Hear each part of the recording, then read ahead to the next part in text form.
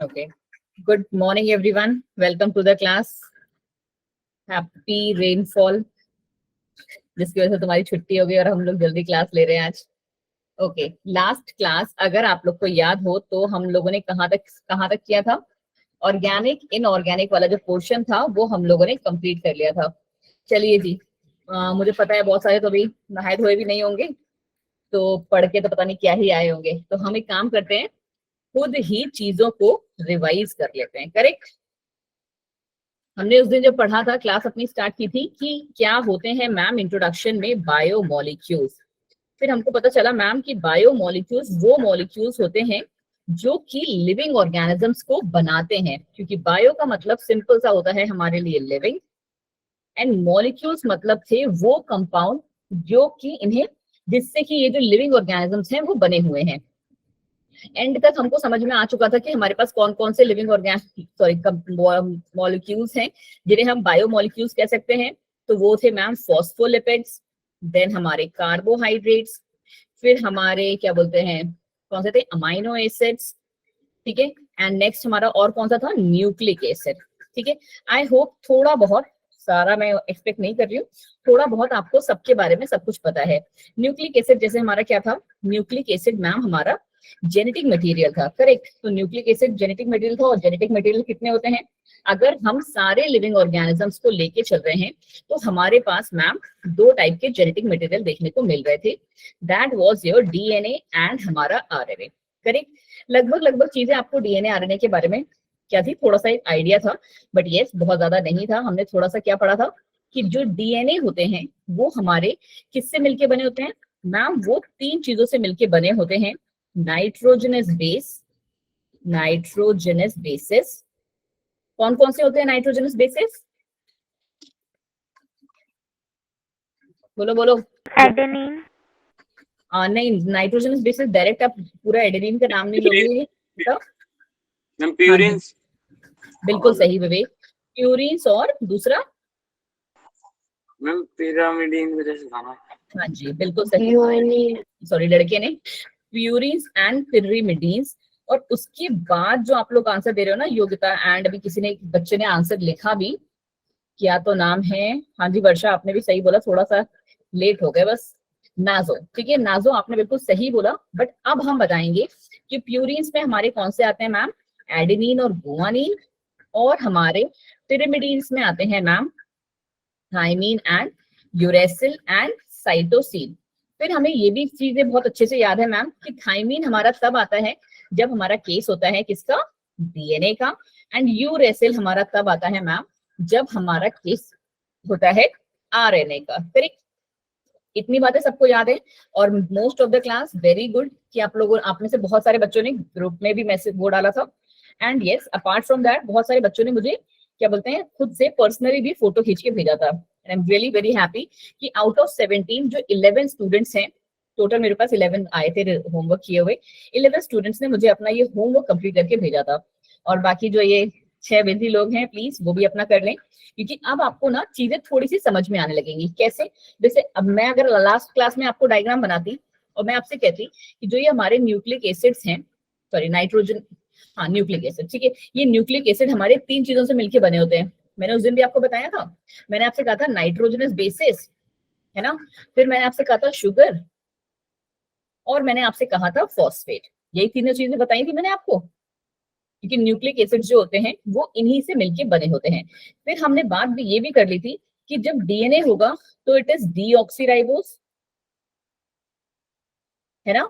और जब आरएनए होता है तो वो मैम राइबोज शुगर होती है उसमें, बस डीऑक्सीराइबोस शुगर, यहाँ पे सिर्फ राइबोस शुगर.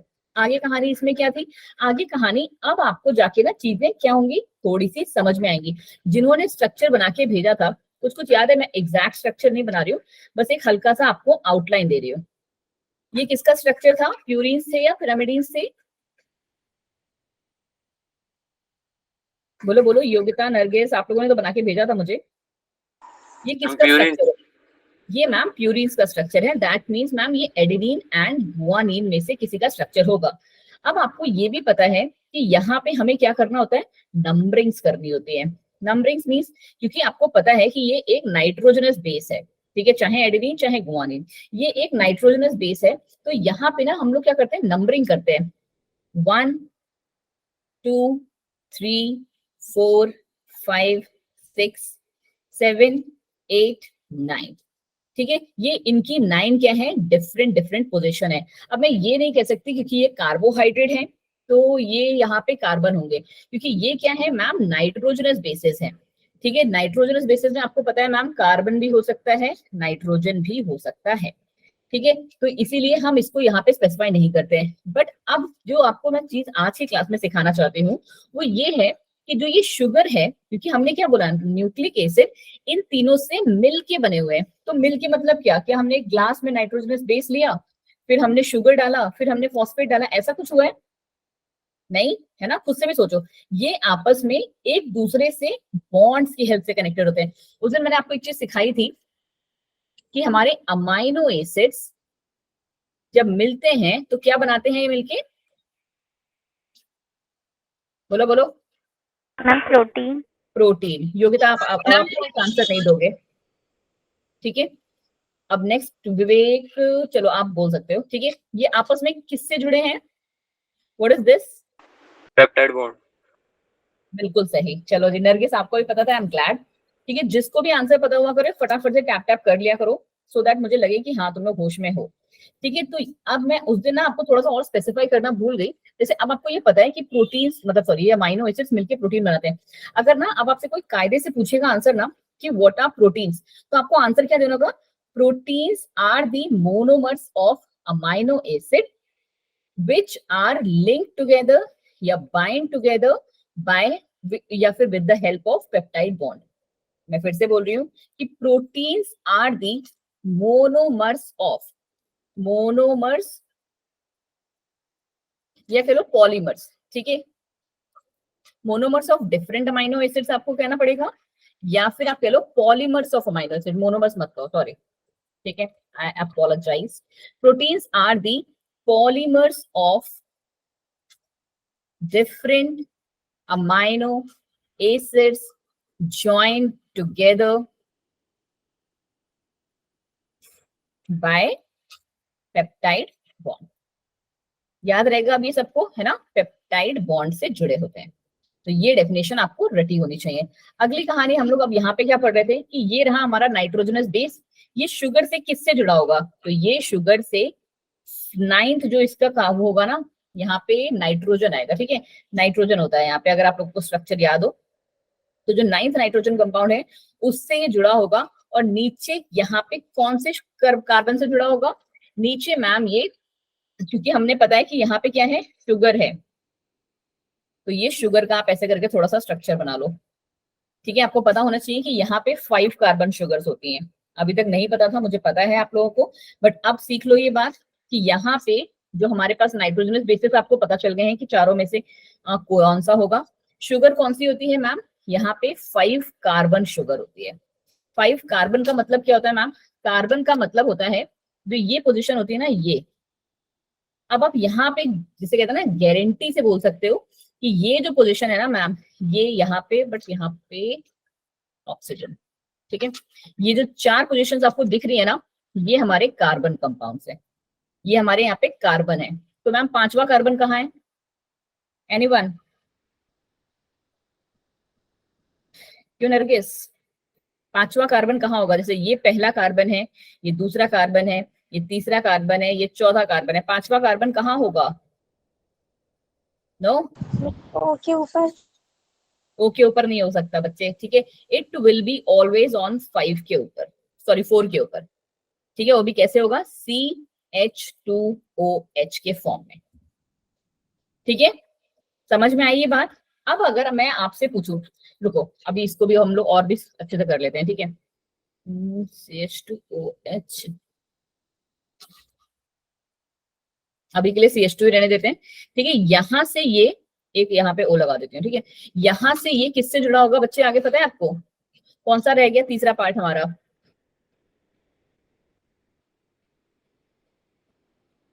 नाइट्रोजनस बेसिस हो गए, शुगर हो गया, बचा कौन? फॉस्फेट। फॉस्फेट। ठीक है, फॉस्फेट बचा। बेटा थोड़ा सा ऐसे करके जमाई बमाई ले लो, पानी वानी पी लो थोड़ा सा, सारे नींद में झूम रहे हो अभी। ठीक है, तो यहाँ पे मैम हमारा अटैच होगा फॉस्फेट। मैं इसको हटा दे रही हूँ अभी के लिए। ठीक ठीक है, ये 5th कार्बन से, ये रहा 5वां कार्बन, ये है शुगर का ही, यहां से हमारा मैम फॉस्फेट अटैच होगा। ये एक आउटलाइन डायग्राम है, बिल्कुल स्पेसिफिक डायग्राम नहीं है, मैं बस आपको कुछ आज सिखाना चाह रही हूँ वो। अब अगर आपको ये बात क्लियर है कि ये नाइट्रोजनस बेसिस प्लस शुगर, वो भी कैसी sugar, 5 carbon sugar plus phosphate से मिलके बना है। ठीक, now you are clear with this. अब अगर आपसे कोई भी इससे कैसा भी क्वेश्चन पूछे तो आप बता सकते हो। कैसे? अगर मैं आपसे पूछूं, से मैं, नरगिस आप बताओ, ठीक है, आप लास्ट टाइम आपने हैंड रेज किया था, आप बताओ नरगिस कि ये जो है नाइट्रोजनस बेसिस और जो शुगर है, ठीक है, नाइट्रोजनस बेसिस एंड शुगर, ये आपस में कौन से कार्बन से जुड़े हैं या फिर कौन से बॉन्ड से जुड़े हुए हैं? जस्ट 1 सेकेंड, आप एक बार देखना, मैं क्वेश्चन फिर से रिपीट।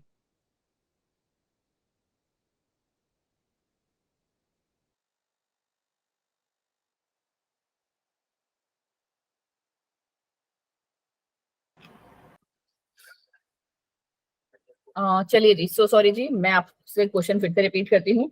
मेरा क्वेश्चन इज कि अगर मैं आपसे पूछूं नरगिस, कि कोई भी बता सकता है उसके बाद, ठीक है, कि ये जो नाइट्रोजनस बेस है और शुगर है आपस में कैसे जुड़े हुए हैं ये?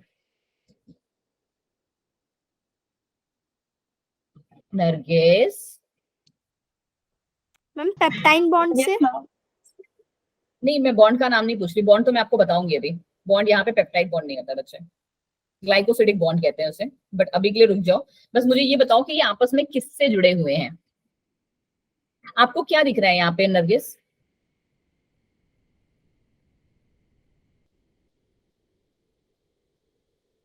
नरगिस, थोड़ा सा दिमाग लगाओ नरगिस, बस क्या आपको क्या दिख रहा है कि जो नाइट्रोजनस बेसिस, नरगिस आपको ये क्लियर है कि नाइट्रोजनस बेसिस क्या होते हैं? इस लड़की को आवाज भी आ रही है मेरी?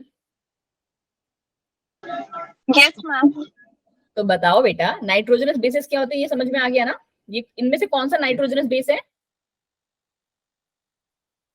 ए, बी या सी? नरगिस ऐसे मत करो यार, कि मेरे को लगेगा कि मैं पढ़ाई नहीं अच्छा सा रही हूँ तुम्हें। मैम सी। हे भगवान, किसी को नाइट्रोजनस बेस बोल रही है। मेरे को फिर वो करना पड़ेगा, मारो, अरे भाई मारो, जैसे वो करता नहीं पाकिस्तानी लड़का। वर्षा आप बता सकते हो?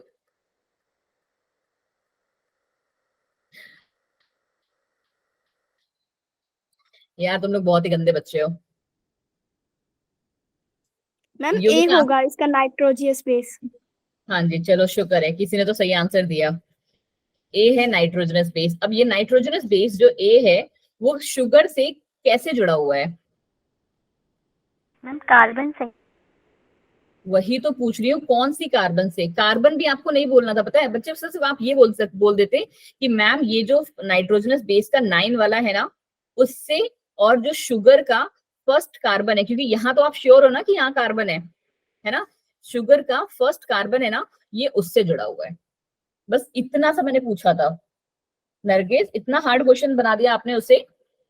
और यहाँ पे अब आपने जब स्ट्रक्चर बनाना सीख लिया, इसीलिए मैंने आपसे कहा था स्ट्रक्चर इज वेरी इंपॉर्टेंट। तो 9th पोजीशन पे आपको पता है यहाँ नाइट्रोजन होता है। कहाँ कहाँ नाइट्रोजन होता है? यहाँ, यहाँ, यहाँ, यहाँ, यही जगह होते हैं जहाँ नाइट्रोजन होता है प्यूरिन्स में। थोड़ा सा पढ़ो बेटा, थोड़ा सा ध्यान से पढ़ो, फुल कॉन्सेंट्रेट होके, ठीक है। चलिए जी, अब हम आते हैं हमारी आज की क्लास में। उस दिन हम लोगों ने कहा अमाइनो एसिड्स तक कर लिए थे, ये रहे हमारे 20 के 20 अमाइनो एसिड। हाँ जी योगिता जी, बिल्कुल रिपीट कर देते हैं, कोई दिक्कत नहीं है। मैंने आपको बताया नाइट्रोजनस बेसिस में हमने प्यूरिन्स और पिरामिडीन्स के बारे में उस दिन सीखा था, और आप लोगों ने मुझे स्ट्रक्चर्स बना के भी भेजे, उसके बाद भी आप लोग की ये दयनीय स्थिति है। पेरीमिडीन्स, पेरीमिडीन्स, ठीक है, कोई बात नहीं, हो जाती है, हम साथ में होशियार बनेंगे। मैंने एग्जाम्पल लेके चल रही थी प्यूरिन्स का, कि प्यूरिन्स में मैम हमारे कौन से होते हैं? एडेनिन एंड गुआनिन होते हैं। तो अभी के लिए हमको ये पता है, एग्जैक्ट स्ट्रक्चर नहीं बना रही हूँ, खानों का टाइम लगेगा हमें, तो मैंने आपके लिए एक रफ स्ट्रक्चर बना के ऐसे दे दिया था, ठीक है। कुछ ऐसा ही होता है प्यूरिन्स देखने में हमारा। आपको ये पता है अब कि यहाँ यहाँ यहाँ और यहाँ क्या होते हैं, नाइट्रोजन बॉन्ड्स होते हैं, करेक्ट। और जो बाकी पोजीशंस बची ये एंड ये यहाँ पे हमारे कार्बन होते हैं। फिर ये हमारा क्या है बच्चे जी, ये मैम हमारा नाइट्रोजनस बेस है, सपोज के लिए हम एडेनिन मान लेते हैं। अब इस एडेनिन का ये रहा 1 first position, second position, first position पे नाइट्रोजन है ये आप बोल सकते हो, सेकंड पे नाइट्रोजन है बोल सकते हो, थर्ड पे क्या है, जहां कुछ नहीं है वहां पे क्या होगा, वहां पे मैम हमारी कार्बन डाइऑक्साइड होती है, हमेशा याद रखिएगा ये बात, ठीक है। जैसे कहते हैं ना नोट बांध लीजिए उस चीज की, तो वही नोट यहाँ बांध लीजिए कि जहां पे, क्योंकि बहुत जगह पे आपको ओ देखने को मिलेगा, जैसे अब ये अगर हम इसके स्ट्रक्चर को नीचे ले जाएं, क्योंकि ये क्या है हमारा, ये मैम हमारा नाइट्रोजनस बेस है, इसको हम यहाँ से कनेक्ट करके नीचे लेके गए थे और कहाँ पे पहुंचाया था हमने इसे पहुंचाया था मैम शुगर पे, ठीक है। ये हमने इसको यहाँ पे शुगर पे पहुंचा दिया था। तो अब आपको पता है कि यहाँ पे हमने कुछ नहीं लिखा है, तो ये कार्बन है, ये कार्बन है, ये कार्बन है, ये कार्बन है, और फिफ्थ कार्बन हमारी कहाँ पे आती है इसकी, ऐसे CH2, और फिर यहाँ पे O बना के, और यहाँ पे आपको पता है एक फॉस्फेट यहाँ पे अटैच हो जाता है। ये इतना ही पढ़ाया मैंने आपको कि ये रही मैम उसकी शुगर, और ये शुगर कैसी है, डीऑक्सीराइबोज। अब ये भी कहानी सीखते हुए चले जाओ आज की क्लास के लिए कि डीऑक्सी मतलब क्या है। अब अगर मैं आपसे ये पूछूं कि फॉस्फेट और जो शुगर है वो कैसे जुड़े हुए हैं आपस में, तो आप बोलो मैम फॉस्फेट जो है, फॉस्फेट का ऑक्सीजन प्लस हमारी शुगर, कौन सी शुगर, फिफ्थ कार्बन, ठीक है। डीऑक्सीराइबोज की फिफ्थ कार्बन, क्योंकि यहाँ की लेबलिंग कहां से स्टार्ट है, 1 2 3 4 एंड 5। अब थोड़ा सा क्लियर हुआ, जल्दी से बताएं जी, है ना, थोड़ा सा क्लियर हुआ। बस एक युविता, नरगिस, प्रिया इनको ही समझ में आता है, बाकी किसी को नहीं। चलो जी, बाकी लोग भी थोड़ा समसम वमसम कर दिया करो, है ना, तो मुझे लगेगा कि हाँ क्लास में जग रहे हो, सोए नहीं हो। चलो फिर आगे हमारे पास क्या आता है, अभी मैंने आपसे बोला कि मैम ये जब हमारा डीएनए का केस होता है ना, तो यहाँ पे डीऑक्सीराइबोज होती है। हाँ जी मुस्कान, सॉरी वर्षा, डीऑक्सीराइबोज शुगर होती एक बार फिर से रिपीट कर दीजिए। है। यार प्लीज, कितने बार, 2 बार रिपीट करा चुके हो, अभी हमारी क्लास आज की नहीं स्टार्ट हो पाई है।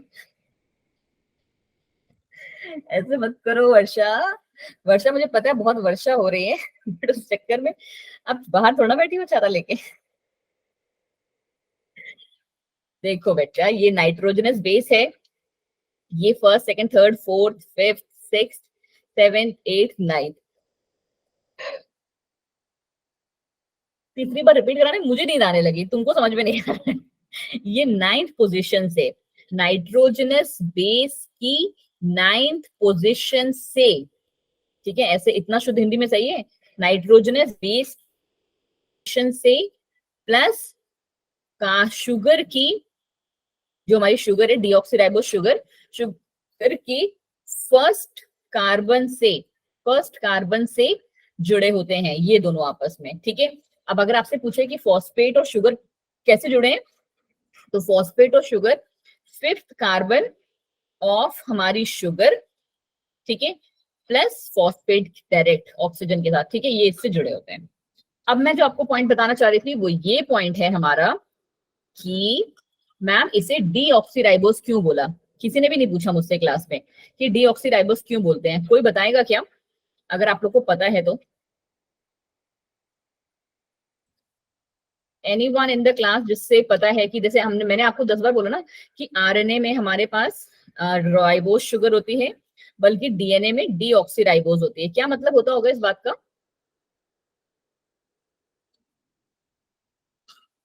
विवेक जी दिमाग लगा पाओगे, 2 मैम इसमें ऑक्सीजन 2 ऑक्सीजन, किसमें,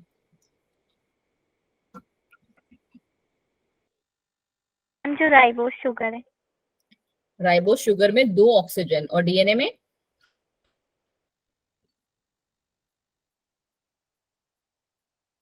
बोलो हो, बोलो बोलो, कंप्लीट आंसर बोलो। चलो जी कोई बात नहीं, ठीक है, ये हमारे को पता है यहाँ पे कार्बन होती है, ठीक है, एक सेकेंड दीजिए बस मैं प्रॉपर लेबल करती हूँ, ठीक है। आपको ये पता है कि फर्स्ट पोजीशन से ये आपस में कहां से नाइट्रोजनस बेस से जुड़ते हैं, अभी के लिए हम नाइट्रोजनस बेस यहाँ बना देते हैं, ठीक है। यहाँ से नाइट्रोजनस बेस से जुड़ा है, यहाँ नीचे ऑटोमेटिकली जब कार्बन है तो बैलेंस करने के लिए हमारे पास हाइड्रोजन बॉन्ड हो जाता है। सेम कहानी नाइट्रोजनस बेस यहाँ पे भी जुड़ा होगा, नीचे हाइड्रोजन बॉन्ड हमारा आ जाता होगा, ठीक है मैम। अब आती है मेन कहानी। कहानी क्या मैम, जब हम बात करेंगे ना डीएनए की, तो यहाँ पे word we are using is deoxyribose, ठीक है। मतलब क्या कि डी मतलब दूसरी मैं इसे याद कराने के लिए बोलती हूँ, ठीक है। डी मतलब कि कमी होता है वैसे, ठीक है। डी मतलब कमी होता है, बट आपको याद रखना है दूसरा, ठीक है। डी मीन्स दूसरी प्लेस की ऑक्सीजन गायब होगी। मतलब क्या, यहाँ पे अंदर भी हाइड्रोजन, बाहर भी हाइड्रोजन, बट हमारा जब आरएनए का केस होता है तो हम बोलते हैं राइबो शुगर, ठीक है। तो यहाँ पे भी OH ग्रुप एंड यहाँ पे भी OH ग्रुप, यहाँ पे सिर्फ यहाँ पे OH ग्रुप होता है, ठीक है। और अंदर तो हाइड्रोजन होगी। कितनों को अब ये बात थोड़ी सी समझ में आ रही है दिमाग में कि डीऑक्सीराइबोस क्यों बोलते हैं? डी मतलब लैक होता है, ठीक है, ऑक्सीजन की कमी। बट मेरे को क्योंकि स्टूडेंट्स को याद कराना होता है तो मैं कैसे बोलती हूँ, डी मतलब दूसरी प्लेस की, ठीक है, दूसरा प्लेस, क्योंकि ये फर्स्ट कार्बन है हमारी और ये हमारी सेकंड कार्बन ही तो है। सेकंड कार्बन से डीऑक्सी में मतलब एक ऑक्सीजन हमारा मॉलिक्यूल यहाँ पे कम है। अब जिंदगी भर याद रहेगा कि डीऑक्सीराइबोस और राइबोस शुगर का मतलब क्या हुआ, दोनों ही बच्चा 5 कार्बन कंपाउंड है, ठीक है, 5 कार्बन कंपाउंड है हमारे, ये बात आपको पता होना चाहिए, ठीक। चलिए जी आगे बढ़े अब हम आज की क्लास की तरफ। चलो जी आ जाओ। अब अगर हाँ आप लोगों ने थोड़ा सा उस दिन वाला स्लाइड्स मेरा ये वाला, ठीक है, जस्ट 1 सेकेंड बच्चे, जस्ट 1 मिनट रुकिएगा।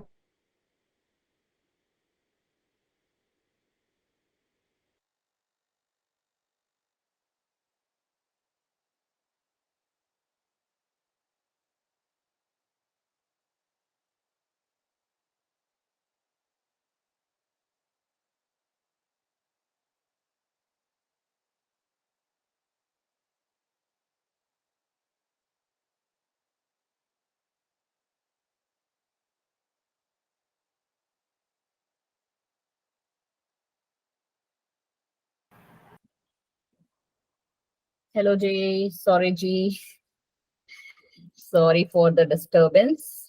एक्चुअली घर पे कोई है नहीं तो मुझे गेट खोले जाना पड़ा था। चलिए, अगर आप लोगों ने उस दिन थोड़ा सा ये पढ़ा होगा तो इसी को हम आज की क्लास पे इसी स्लाइड को यूज कर लें, या फिर चलो रुको, कौन कौन से कोड बनाए थे मैं देखती हूँ, तुम लोग को याद भी होने चाहिए, ठीक है।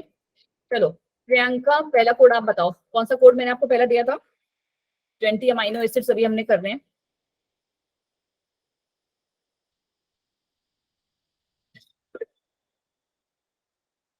क्या? कोई भी आप, जो मैंने आपको 5 कोड दिए थे ना जिसमें हमने पूरे 20 अमाइनो एसिड्स कवर किए थे, कोई भी एक कोड का आप वो बता पाओगे मुझे शॉर्ट फॉर्म? चलो वर्षा आप बता दो। मैम HRK चलो जी, अभिषेक जी ने पहला आंसर दिया, आई एम सरप्राइज्ड।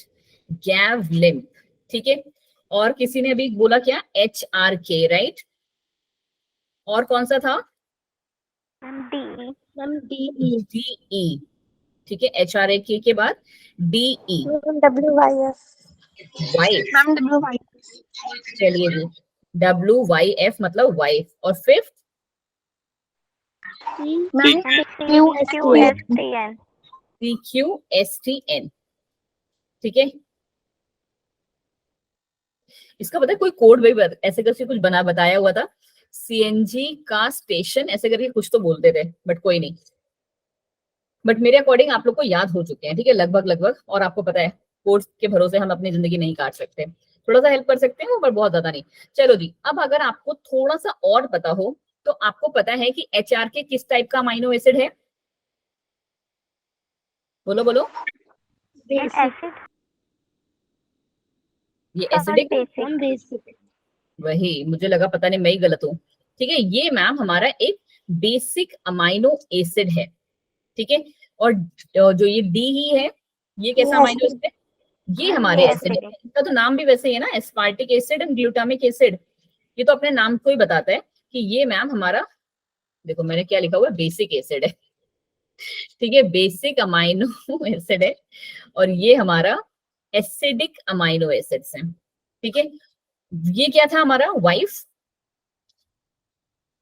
ये किस टाइप के अमाइनो एसिड्स थे, मैम न्यूट्रल। ये सारे हमारे न्यूट्रल अमाइनो एसिड्स हैं, ठीक है। जितने भी हमारे बच्चे ना, देखो अब आपको थोड़ा सा, मैं आज की क्लास में थोड़ा सा हम लोग ऊपर चलेंगे इसमें, ये भी न्यूट्रल अमाइनो एसिड है, न्यूट्रल अमाइनो एसिड मतलब जिसपे कोई चार्ज नहीं होगा, ये भी न्यूट्रल अमाइनो एसिड है, और मैम ये भी हमारा न्यूट्रल ही अमाइनो एसिड है, ठीक है। कोई डाउट इस चीज में किसी को? तो मैम इनकी क्लासेस अलग क्यों बनाई हुई है आपने, करेक्ट। नेक्स्ट क्वेश्चन बच्चों वाला तुरंत, कि मैम इनका क्लासेस आपने अलग क्यों बनाया हुआ है?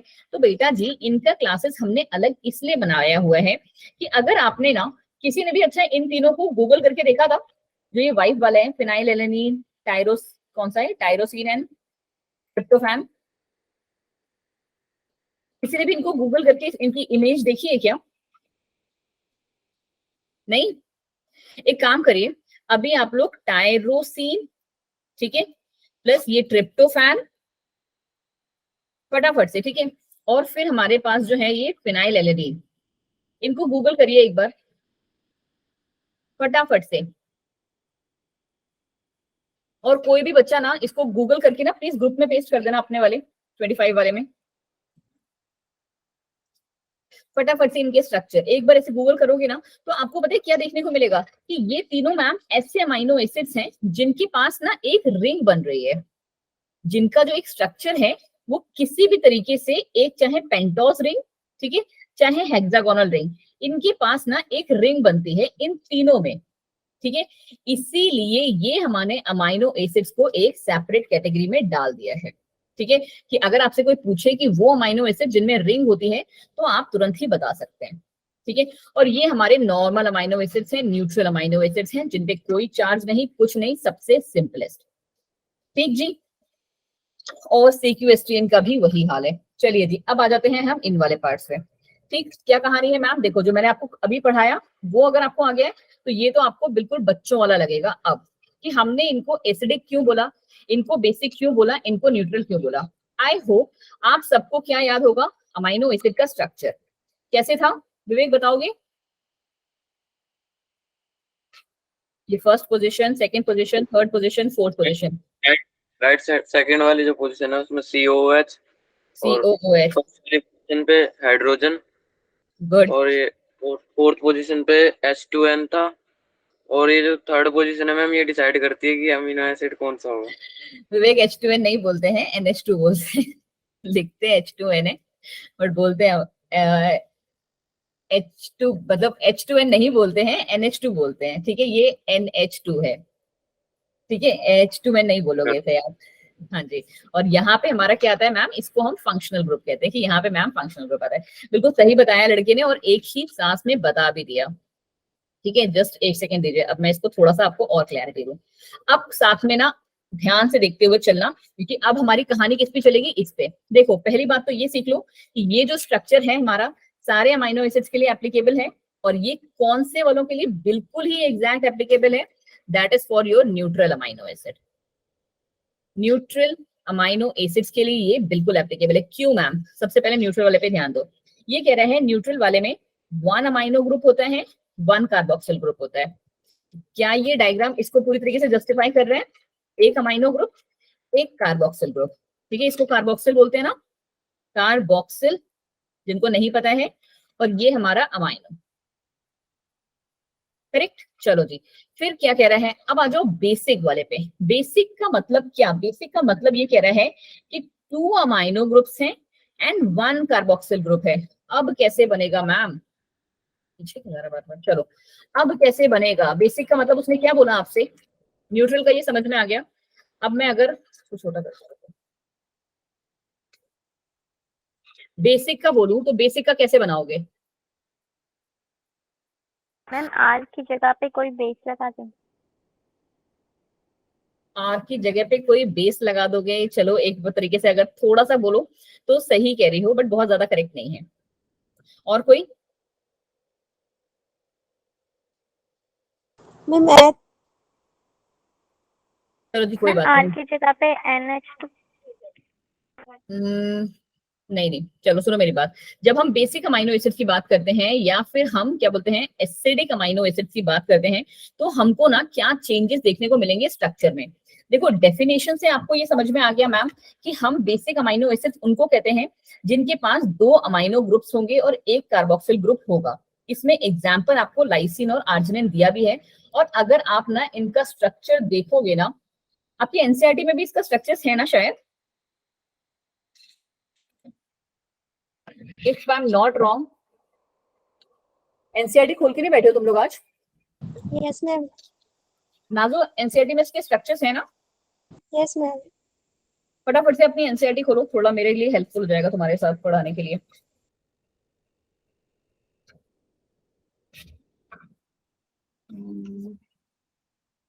ये चैप्टर बहुत लंबा है बच्चा जी। नहीं बच्चे, अमाइनो एसिड के स्ट्रक्चर तो मुझे नहीं दिख रहे हैं। कौन सी वाले में है? मैम 107 पेज नंबर पे है।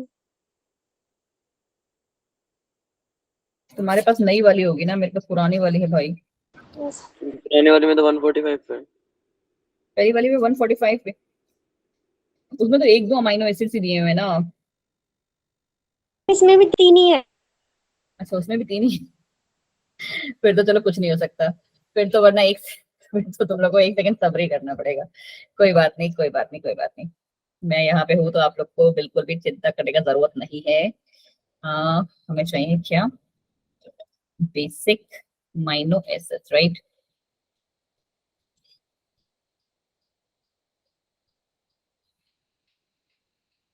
देखो जी, अब ये जो डेफिनेशन हमारा कह रहा है ये किसका था? बेसिक अमाइनो एसिड हमने रटा हुआ है किस कौन से हैं? HRK, histidine, arginine and lysine, correct. अब अगर ना आप इसका स्ट्रक्चर थोड़ा सा गूगल करेंगे ना, तो आपको देखने को मिलेगा कि यहाँ पे ना क्या हमें चेंजेस देखने को मिल रहे होंगे कि ये रहा कार्बन, यहाँ तो हाइड्रोजन है, यहाँ पे हमारा COOH ग्रुप है, एक तो हमारे पास अमोनिया यहाँ पे प्रेजेंट है, बिल्कुल ही सही बोले आप। बट इसके ऊपर चार्ज आ जाएगा। कैसे चार्ज? कि यहाँ पे ये चल रहा था NH2, राइट। ये अगर हम सीधा कर दें तो ये क्या बना रहा है? NH2, correct. बट यहाँ पे ये क्या बनाएगा? ये कर देगा इसको जैसे कहते हैं ना डिस्टेबल, क्या बोलते हैं इसे आप? डिस्टेबल करके कुछ बोलते हो, ठीक है, अनस्टेबल, ठीक है, ये इसको अनस्टेबल कर देगा। और यहाँ पे जब आप उसका स्ट्रक्चर बनाओगे, सपोज अगर मैं किसी एक का भी बना लेती हूँ, ठीक है, तो ये हमारा कौन सा हो जाएगा कि ये रहा CH2 और यहाँ पे हमारे पास फिर से आपको एक और अमोनियम देखने को मिल जाएगा। ये होते हैं हमारे बेसिक के स्ट्रक्चर की। जो हमारा फंक्शनल ग्रुप है उस पे भी हमारे पास क्या आ जाएगा? एक हमारे पास अमाइनो एसिड्स आपको देखने को मिलेंगे। अमाइनो एसिड नहीं, सॉरी, अमोनियम ग्रुप। कितनों को ये थोड़ी सी बात क्लियर हुई? और यहाँ पे भी आप पॉजिटिव चार्ज ही लगाएंगे। बेसिक अमाइनो एसिड का मतलब क्या? पॉजिटिव चार्ज, क्योंकि आपको पता है कि नाइट्रोजन की वैलेंसी कितनी होती है? 3 कार्बन होने, 3 बॉन्ड्स बनते हैं यहाँ पे, करेक्ट। समझ में आ रहा है ये बात या उड़ गया? ठीक है, आपको पता है नाइट्रोजन को हमें कंप्लीट करने के लिए 3 ही चाहिए होते हैं। अब यहाँ पे क्या कितने हो गए? यहाँ पे हो गए मैम 4, करेक्ट। अगर हम इसको खोल के लिखें तो ये कैसे लिखेगा? N और यहाँ पे 3 3 3, तो क्या ये करेक्ट है नाइट्रोजन के लिए? नहीं, तो यहाँ पे पॉजिटिव चार्ज आ जाएगा। सेम जो चीज है वो यहाँ के लिए अप्लाई हो जाएगी, ठीक है। तो इसी को हम कहते हैं क्या? Basic amino acid. अब इसी का उल्टा हमारे पास क्या हो जाएगा? एसिडिक में हो जाएगा। जैसे यहाँ पे हमारे पास 2 अमाइनो ग्रुप्स थे, करेक्ट, और 1 कार्बोक्सिल ग्रुप था, यहाँ पे क्या हो जाएगा? बोलो बोलो। मैम 2 कार्बोक्सिलिक ग्रुप होंगे और 1 बिल्कुल अमाइनो सही, यहाँ पे मैम 2 कार्बोक्सिल ग्रुप आ जाएंगे और एक अमाइनो ग्रुप रह जाएगा। और इसका भी एग्जांपल आप कैसे करोगे कि यहाँ पे अब इस टाइम क्या हो जाएगा कि NH2 हमारा पूरा रहेगा, उसकी वैलेंसी ठीक है ठाक है, और यहाँ पे COO की वैलेंसी, अब यहाँ पे क्या आएगा? पॉजिटिव और नेगेटिव? यहाँ पे पॉजिटिव आता है, ठीक है, यहाँ पे मैम नेगेटिव आता है, ठीक है। एसिडिक की यही पहचान कि यहाँ पे नेगेटिव आएगा, नेवर पॉजिटिव। और इसका स्ट्रक्चर भी अगर आप एक किसी बेसिक अमाइनो एसिड का स्ट्रक्चर बनाओ, जिसमें चाहे एस्पार्टिक एसिड है या आई गेस एस्पार्टिक एसिड ही है ये, तो ये रहा हमारा एस्पार्टिक एसिड का स्ट्रक्चर। क्लियर? खत्म हुई ये बात कहानी। चलो जी मैम, ये कहानी हमारी यहाँ पे हो गई खत्म कि हमें पता है एसिडिक अमाइनो एसिड कौन से हैं, बेसिक अमाइनो एसिड कैसे हैं, न्यूट्रल कौन से हैं। अब मैं अगर आपसे नेक्स्ट टाइम पूछूं कि एसिडिक कौन से हैं, तो आपको तुरंत क्या बताना है मैम, वो अमाइनो एसिड जिसमें एक अमाइनो ग्रुप है और 2 कार्बोक्सिल ग्रुप है। एग्जाम्पल DE या फिर glutamic acid, aspartic acid. Glutamic acid E को रिप्रेजेंट करता है और एस्पार्टिक एसिड D। ठीक है, यहाँ पे HRK और बाकी सारे मैम इसमें है। ठीक, चलो जी थोड़ा सा और आगे बढ़ जाते हैं। अब हमारे पास अमाइनो एसिड को ना, देखो अमाइनो एसिड को ना हम अलग अलग बेसिस पे क्लासिफाई कर रहे हैं। अब यहाँ पे जो हमारे पास लिस्ट आई, वो अमाइनो एसिड कौन से अमाइनो एसिड की लिस्ट आई है कि वो अमाइनो एसिड्स जो हमारे लिए एसेंशियल है और कौन से हमारे अमाइनो एसिड्स नॉन एसेंशियल हैं। अब ये बात का पता कैसे चले मैम, ये बात का पता करने के लिए इनकी क्या है, बहुत ही सिंपल सी डेफिनेशन। क्या कहती है इनकी डेफिनेशन, अगर हम मैम essential- स्क्रीन दिख रही। आ रही बेटा आ रही है, मेरी स्क्रीन फ्रीज हो गई थी इसलिए मैं बट बोल तो रही थी ना, सुन लो। तो एसेंशियल अमाइनो एसिड्स हमारे बॉडी में कभी भी सिंथेसाइज नहीं होते हैं। ठीक है, हाँ जी विवेक क्या हो गया? नहीं मैम, वो स्क्रीन के लिए करा था मैंने। अच्छा ओके, कोई ना। ठीक है, एसेंशियल अमाइनो एसिड्स हमारी बॉडी के लिए जरूरी हैं, बट क्या है, हम उनको एसेंशियल क्यों बोल रहे हैं? अब तुम्हारे लिए एसेंशियल क्या है? ठीक है, कि पढ़ाई, बट वो आप कैसे करोगे, वो आप नहीं कर सकते और करते नहीं हो। ठीक है, वो कौन कराते हैं? मैं कराती हूँ आपको, बाकी फिजिक्स केमिस्ट्री की कोई और मैम कराता है, या आपके बुक्स या टीचर्स कराते हैं, करेक्ट। तो वो आपके लिए क्या है, एसेंशियल, तुम्हारी बॉडी के अंदर नहीं है। अब अगर मैं पूछूं नॉन एसेंशियल, तो नॉन एसेंशियल कैसे? आपको क्या व्हाट्सएप चलाना है, इंस्टाग्राम चलाना है, बस घर में वाईफाई होना चाहिए या फोन में नेट, और ये आप अपने आप करोगे। ठीक है, आपको यहाँ पे कुछ भी किसी को बोलने की, समझाने की आपको जरूरत नहीं पड़ेगी। ठीक है, लक्ष्मी आप इतनी देर से आए आज, क्यों लक्ष्मी? आप, लक्ष्मी को भी किसी ने कॉल किया था ना शायद, कि आज मैं कॉलिंग कॉलिंग करवा रही थी। बट आज मैं ना तुम लोग का वो बना दूंगी, एक एक करके ना ग्रुप बना दूंगी, 3-3 स्टूडेंट्स का। बॉयज तो सारे एक ही में रहेंगे, ठीक है, और गर्ल्स का भी मैं बना दूंगी 3-3 गर्ल्स या 4-4 गर्ल्स का, कि अगर हम लोग कभी ऐसे कॉल क्लास लेते हैं तो एक दूसरे को कॉल करो। 3-3 का ही बनाएंगे, 2 ही कॉल्स में फटाफट हो जाएगा। चलो, तो हम लोग एसेंशियल क्या पढ़ रहे थे? एसेंशियल अमाइनो एसिड्स हमारे वो अमाइनो एसिड्स हैं जो हमारी बॉडी के लिए जरूरी है, डेफिनेशन उसे बता रही है, बट हमारी बॉडी में वो मैकेनिज्म नहीं है जिससे हम उसे बॉडी के अंदर कोई बात नहीं लक्ष्मी, हमने ये वैसे ये बात पहले भी एक बार डिस्कस की है कि जिस दिन अगर आपकी छुट्टी हो तो एक बार 11 बजे के लगभग अपना व्हाट्सएप जो है चेक कर लो, सुबह भी और शाम में भी। ठीक है, बहुत सारे स्टूडेंट्स का डिमांड था, इसीलिए हमने इस टाइम पे अचानक से क्लास रखी थी। ठीक है, मैक्सिमम ज्वाइन भी कर गए थे तो वो स्टार्ट भी कर दी। चलो, तो ये हमारे कौन से अमाइनो एसिड्स हैं, जो वो अमाइनो एसिड जो हमारी बॉडी सिंथेसाइज नहीं कर सकती, but yes they are very much required हमारी बॉडी के लिए। तो अब हम उसको सिंथेसाइज कैसे करें? तो वो हम सिंथेसाइज करेंगे कैसे, हम जो खाना खाते हैं वहां से हमें मिलता है। ठीक है, वो अमाइनो एसिड्स जो हमें फूड के थ्रू मिल रहे हैं उनको हम कहते हैं एसेंशियल अमाइनो एसिड्स, बिकॉज हमारी बॉडी में वो मैकेनिज्म नहीं है, मेटाबॉलिज्म नहीं है जिनसे हम उन अमाइनो एसिड्स का सिंथेसिस कर सके। अब क्यों जरूरत है उन अमाइनो एसिड को बनाने की, बताओ बताओ क्यों जरूरत है? क्योंकि अमाइनो एसिड्स मैम आगे चल के प्रोटीन बनाते हैं। एंड आपको जैसे वो तो घर में सुनते होगे ना कि ये खाओ इसमें प्रोटीन होता है, दालें क्यों खाते हैं? क्योंकि उसमें प्रोटीन होता है। But deep inside now we know कि उसमें प्रोटीन नहीं मैम, अमाइनो एसिड्स होते हैं। कौन से अमाइनो एसिड्स? ठीक है, ये अमाइनो एसिड्स होते हैं जिसकी वजह से हमें क्या दाल खानी पड़ती है, ताकि वो अंदर जाके प्रोटीन बनाए हमारी बॉडी में। हाँ जी प्रियंका जी, ऐसे तो अभी बहुत सारे शौक लगेंगे, ये तो पहला ही है।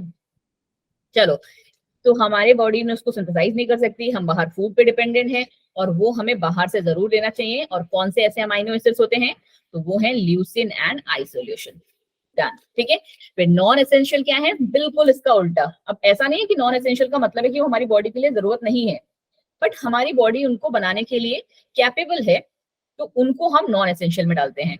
फिर आते हैं they do not rely on food, मतलब बाहर का जब सोर्स ही नहीं चाहिए, अगर आप नहीं भी बाहर से लोगे तो भी हमारी बॉडी बनाती है। ठीक है, फिर क्या है?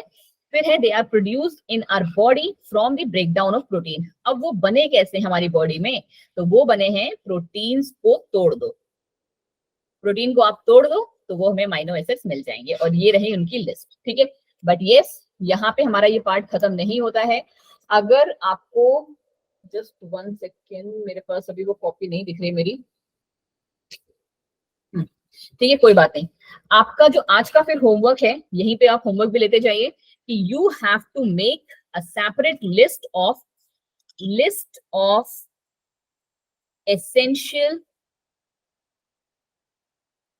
And non essential amino acids, because ये आपके नीट के मेंस का क्वेश्चन है, ठीक है। नीट के मेंस में क्वेश्चन आते हैं कि हम अमाइनो एसिड को अगर क्लासिफाई करें एसेंशियल और नॉन एसेंशियल अमाइनो एसिड के बेसिस में, तो ये हमारे 2 तरीके के हैं, ठीक है। अब उसमें कौन से हैं, आई गेस 10 हमारे एसेंशियल हैं और 10 ही हमारे नॉन एसेंशियल हैं, जहां तक मुझे श्योर है, ठीक है। अगर आप लोग को नहीं मिले तो आप मुझे बता देना, बट ये आपका होमवर्क है तो आई गेस मिल जाएगा सबको। एक ही बार गूगल करोगे, नहीं दिख रहा है तो आप मुझे बोलना, तो मैं आपको वहां से, मेरे पास जो सोर्स है मैं वहां से आपको निकाल के दे दूंगी, ठीक। चलिए जी, अब आता है एक और बहुत ही अच्छा टॉपिक, वो है हमारा क्या, ज्विटर आयन। क्या कहानी है ज्विटर आयन की, कैसा होता होगा, ठीक है। अभी तक आपने ना बच्चे क्या पढ़ा, अभी तक हमने पढ़ा मैम बेसिक अमाइनो एसिड्स वो होते हैं जिसमें हमारे पास 2 अमाइनो ग्रुप होते हैं और 1 कार्बोक्सिल ग्रुप होता है।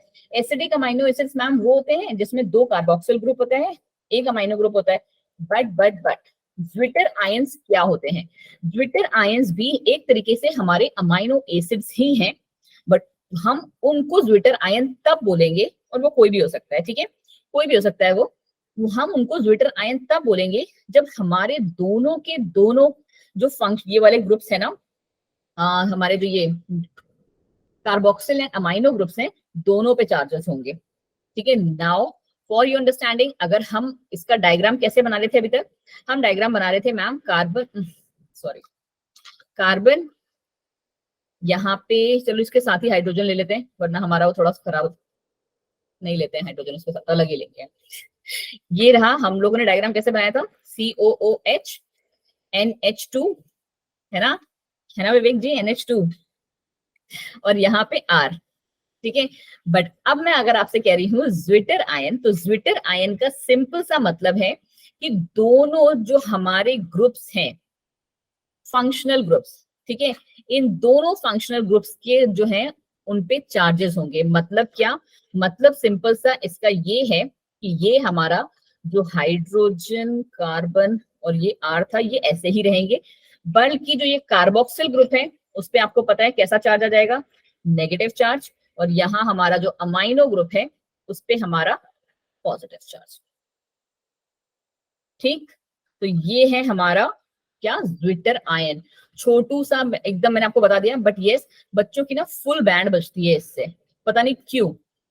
कितनों को सच सच बताना, एक बार में हल्का सा ही समझ में आ गया। अगर आप ना अपनी क्लास में ये डायग्राम भी बना के आ जाओगे ना, तो मैम आपको 2 में से 1 नंबर तो देंगे ही देंगे, किसी कीमत पे नहीं काट सकते हो 1 नंबर, ठीक है। और पता है क्वेश्चन कैसे पूछे जाते हैं आपसे, आपको क्या दे दिया जाएगा, I am telling you very seriously, अभी देखने तो हम लोग क्वेश्चन प्रैक्टिस करेंगे ना जब ये चैप्टर खत्म होगा, तो आपको दे देगा कैसे बना के, CH2O ये NH2 प्लस यहाँ पे R हमारा, तीसरा दे देंगे COOH, यहाँ पे NH3 आयन, यहाँ पे R। अब आपसे पूछेंगे कि A, B और C, इन तीनों में से बताना जरा ज्विटर आयन कौन सा है, ठीक है। तो आप में से बहुत सारे को लग सकता है कि माइट बी C हो सकता है, A हो सकता है, बट नाउ यू नो, क्योंकि मैंने आपको बताया है कि ज्विटर आयन वो है जब हमारे दोनों के दोनों अमाइनो ग्रुप पे भी और कार्बोक्सिल ग्रुप दोनों पे चार्जेस देखने को मिले, ठीक जी। ये रहा इसका डायग्राम, देखो जी ऐसा ही है, मॉलिक्यूल्स या फिर आप कह दो सीधे सीधे amino acid that contains both positive and negative charge is called zwitterion, is known as zwitter ion.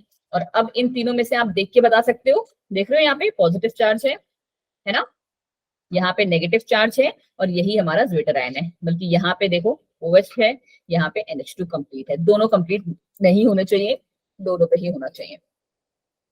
ठीक है जी। तो यहाँ पे हमारा अमाइनो एसिड्स होता है खत्म। ठीक, now we will go to lipids. अब हमारी आज की लिपिड की कहानी स्टार्ट होती है। अब ये लिपिड्स क्या है, कोई बताएगा एक जनरल भाषा में? फूड आइटम देख के समझ जाओगे वरना। Ma'am fat. बिल्कुल सही। एक ही बात, कहाँ से मिलता है वियोगिता फैट बॉडी में? मैम ऑयल वगैरह। ऑयल से, और मम्मी कहते हैं ना कि पिज्जा मत खाओ, ज्यादा मैदे की चीजें मत खाओ। मैम चीज। ठीक है, मैम लिवर। किससे? लिवर। नो, किसका लिवर?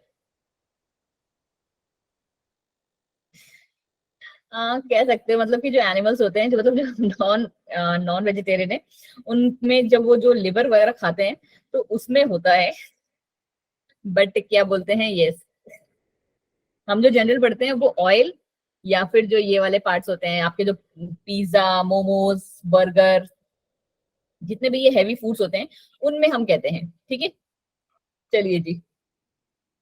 हाँ जी, चलो, क्या है हमारी कहानी कि ये भी अब कैसे हैं, पहले तो ये देख लो कि ये मैम ऑर्गेनिक सब्सटेंस है। ऑर्गेनिक इनऑर्गेनिक का वो स्टार्टिंग से ही क्लियर से करते हुए चलो।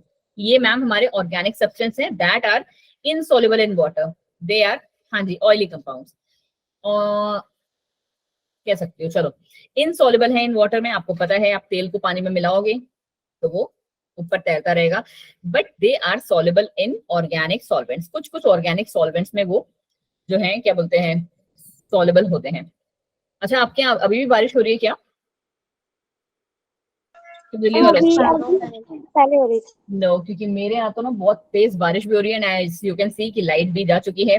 तो मुझे नहीं पता कि कितनी देर तक हमारा जो ये है इंटरनेट और हमारे फोन की लैपटॉप की बैटरी साथ देगी, बट आई होप 15-20 मिनट तो चलेगा ये भी। ठीक है, चलो जी, देखते हैं।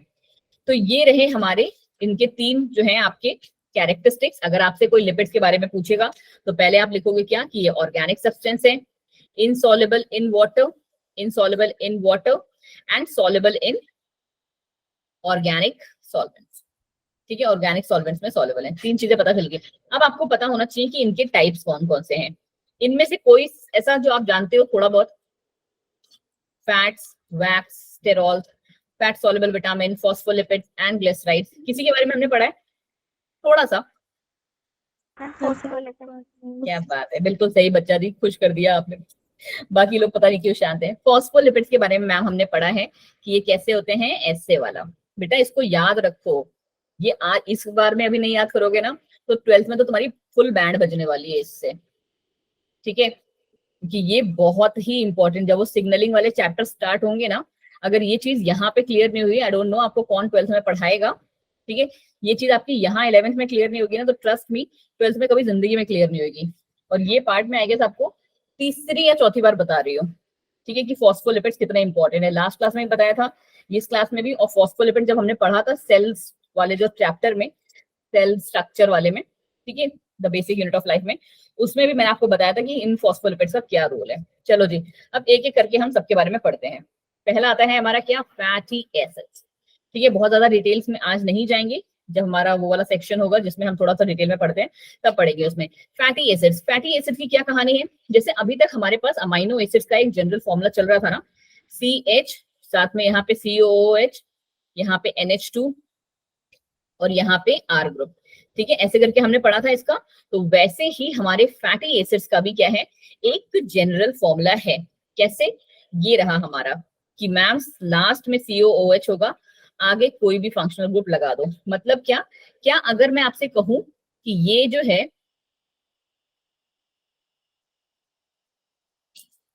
ये एक फैटी एसिड है, तो आप मानोगे? Yes ma'am. मानना पड़ेगा। ठीक है, तो ये मैम हमारा एक फैटी एसिड है। तो यहाँ पे हम इसको क्या कहते हैं, फैटी एसिड। अब क्या है कहानी, पूरी सुन लो कि a fatty acid has a carboxyl group attached to an R group. जो हमारा R ग्रुप होगा, R वो हमारा कुछ भी हो सकता है, 4 की हो सकती है, 3 की हो सकती है, 19 कार्बन तक ये जा सकता है। देख रहे हो आप, यहाँ पे लिखा भी हुआ है कि R could be a methyl, मतलब क्या कि अगर मैं ये लिखूं CH3COOH, ठीक है, तो ये भी क्या है, ये भी एक फैटी एसिड ही है। मैं अगर आपको ये लिख रही हूँ CH3CH2COOH, तो ये भी क्या है, ये भी एक हमारा फैटी एसिड ही है। समझ में आ रही है बात, ये दिमाग में जा रही है आप लोग के नहीं? ठीक है, बहुत ही इंपॉर्टेंट बात है ये, तो इसलिए ध्यान से सुन लो कि हमारा फैटी एसिड की डेफिनेशन क्या है कि कार्बोक्सिल ग्रुप प्लस R, बस सिंपल सी डेफिनेशन। ठीक है, या फिर उल्टा कर लो इसे, R प्लस कार्बोक्सिल ग्रुप कर लो।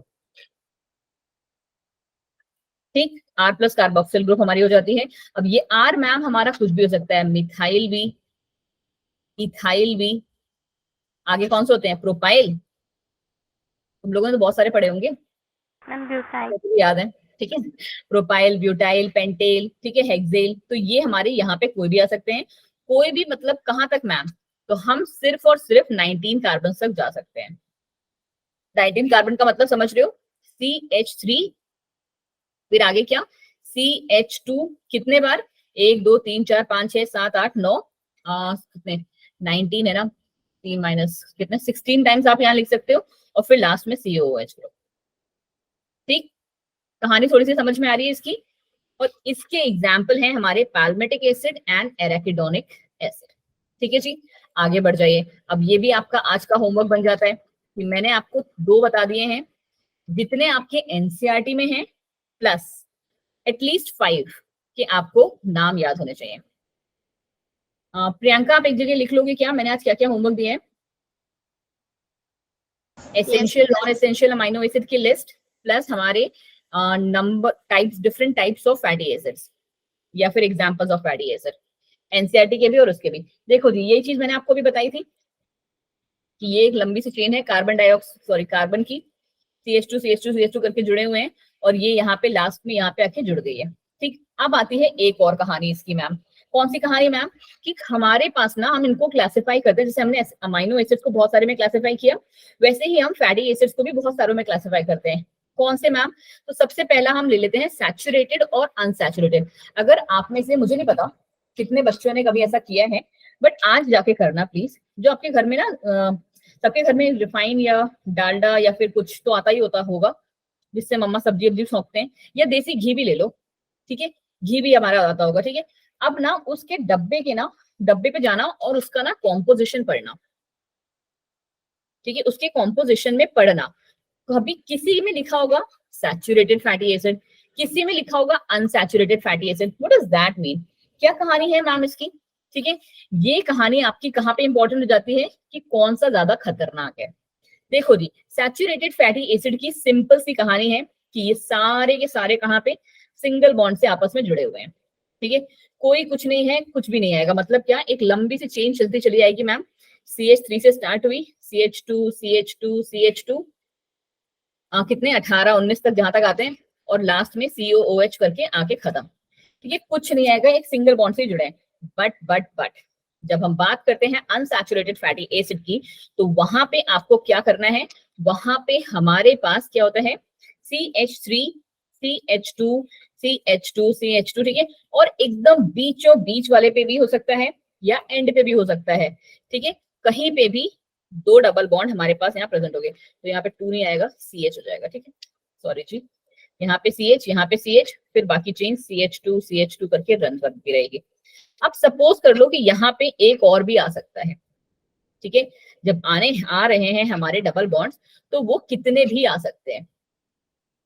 ठीक है, एक भी आ सकता है, एक से ज्यादा भी carbon carbon double bond present हो सकते हैं। ये आपकी क्लास का क्या, तीसरा होमवर्क आज का। मैं भी लिखी लूं क्या कि आपको सैचुरेटेड फैटी एसिड्स के example and unsaturated fatty acids के एग्जांपल भी लिख के लाने हैं। ठीक है जी, चलो जी, अगला आ गया ग्लिसरॉल। बहुत ध्यान से सारा सुनते जाओ, बहुत ही ज्यादा ध्यान से। अभी अगर मैं आपको थोड़ा सा रिकॉल कराऊं, कैसे हमने कितने स्ट्रक्चर्स पढ़ लिए हैं। हमने मैम अमाइनो एसिड का स्ट्रक्चर पढ़ा है, जो कि हमारा कैसा था,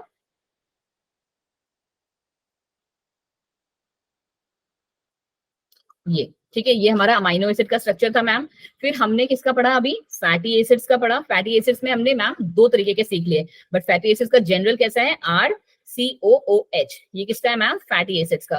बट अगर हमें अनसैचुरेटेड और सैचुरेटेड प्लस अनसैचुरेटेड अगर हमें करने हैं मैम, तो हम कैसे करेंगे? नो डबल बॉन्ड, यहाँ पे लिख देना सिंपल सा, और इसमें लिखना है क्या आपको? 1 और मोर डबल बॉन्ड। ठीक है, डबल बॉन्ड। चलो जी मैम, इतनी कहानी हमारी क्लियर हुई। अब आगे क्या आ गया? अगला आ गया मैम ग्लिसरॉल। थोड़ा सा जैसे कहते हैं ना, थोड़ा सा हल्का सा हार्ड, ठीक है, बहुत ज्यादा नहीं, बट सिर्फ दिमाग लगाने की बात है। ठीक है, जस्ट ट्रस्ट मी, हल्का सा दिमाग लगा लो, और ये आपको ना बहुत ज्यादा हेल्प करेगा। किसमें? जब हम फॉस्फोलिपिड्स करेंगे फिर से, ये ग्लिसरॉल डायरेक्ट जाके फॉस्फोलिपिड से कनेक्ट करेगा। अभी देखना कैसे। ये भी क्या है हमारा? एक कहने को सिंपल लिपिड है ग्लिसरॉल, बट ये सबकी थोड़ी सी बैंड बजा देता है। इसका एक जनरल नाम भी है। इसका जनरल नाम क्या है हमारा? Try hydroxy propane. क्या नाम है बच्चे इसका? ये नाम भी एग्जाम में पूछा जाता है, try hydroxy propane. Try hydroxy propane, correct. ये पता है ना आपको? देखो कैसे, मीथेन, इथेन, प्रोपेन, है ना? बोलो यस और नो। Yes ma'am. ऐसे होता है ना? ये मीथेन है, ये इथेन है, ये प्रोपेन है। और अगर आप यहाँ पे देखो तो तीनों पे क्या लगा हुआ है? हाइड्रोक्सिल ग्रुप लगा है ना? याद कैसे करोगे आप? ऐसे तो करोगे, तीनों पे हाइड्रोक्सिल ग्रुप लगा है, तो इसीलिए इसका general name try hydroxy propane. फटाफट लिखना एक बार चैट बॉक्स पे, सारे के सारे। ऐसे मुझे पता है ऐसे चाय के साथ पकौड़े खा रहे हो आराम से बैठ के, और अपना क्या बोलते हैं, सुनते जा रहे हो प्रवचन मैम का। मैम सत्यनारायण की कथा सुना रही हैं। चलो, थैंक यू प्रियंका। अब तक हम भी सांस लेने थोड़ी सी। बस प्रियंका, बाकी लोग लिखो, सारे के सारे लिखोगे। 18 स्टूडेंट्स हैं क्लास में, सारे लिखेंगे भाई। Thank you Vivek, thank you Priya, Gaurav. Gaurav propane खा गए आप? नाजो आप भी प्रोपेन खा गए? पकौड़े ही खाओ भाई, प्रोपेन का ही खा रहे हो? हाँ जी नरगिस। और बच्चे? हाँ जी, चलो जी, प्रोपेन अलग से आ गया नाजो का। Thank you Gaurav. Diksha reply कर दो ना, तो मुझे लगता है कि हाँ भाई क्लास में हो, वरना इसे ही बैठ के सुन रहे होगे। अच्छा, मैं एक बार किसी को, तुम लोग की ना सबकी वीडियो ऑन करवाऊंगी, तो मेरे को देखना है तुम लोग कैसे पढ़ते हो। चलिए, ओके एक मुस्कान एंड प्रियंका ने शायद दोबारा भी लिख दिया। मेरी क्लास में कितनी प्रियंका है? 2 प्रियंका है क्या? मैम, प्रोपेन लिखना भूल गई थी। अच्छा ओके, तुम भी प्रोपेन खा गई थी। चलो, बिल्कुल सही आपने बोला। तो अब हम इसके यहाँ पे एक ऐड कर सकते हैं मैम, क्या कि ये रहा मैम हमारा ग्लिसरॉल का स्ट्रक्चर।